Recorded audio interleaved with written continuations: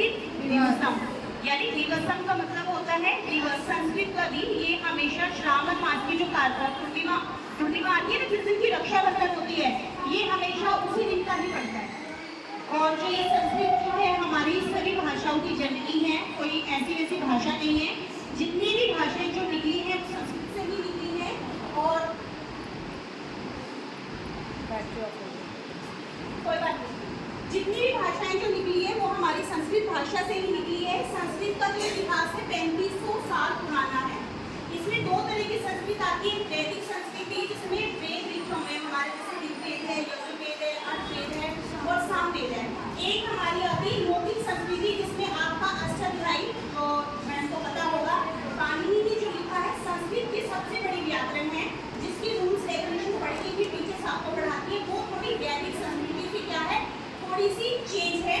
और आज भी अगर आप कर्नाटक में जाओगे तो एक मेटूर नाम का गांव है, जहाँ पर लोग कोई अदर लैंग्वेज में बात नहीं करते, सिर्फ संस्कृत उच्चारण ही होता है। एक सुधर्मा नाम का न्यूज़पेपर निकलता है, हमेशा निकलता है, 1970 से निकल रहा है, तो सिर्फ संस्कृत लैंग्वेज से ही निकला हुआ है। एक मुंबई के अंदर फैमिली है जो हमेशा संस्कृत में ही बात करती है। और जहाँ हम फॉरेन में अदर लैंग्वेजेस को सीखने के लिए जाते हैं ना, जर्मन एक ऐसा कंट्री है जहाँ पर 14 यूनिवर्सिटीज के अंदर सिर्फ संस्कृत भाषा को ही पढ़ाया जाता है। तो समझ रहे हो, कोई ऐसी वैसी भाषा नहीं है, सभी भाषाओं की क्या है, जननी है। और एक संस्कृत का उच्चारण मैं भी करना चाहूंगी संस्कृत शब्दों का। आयम निच है परोवेति गन्ना लघुचित साम उद्धार चरिताना तू वसुदैव तमसम।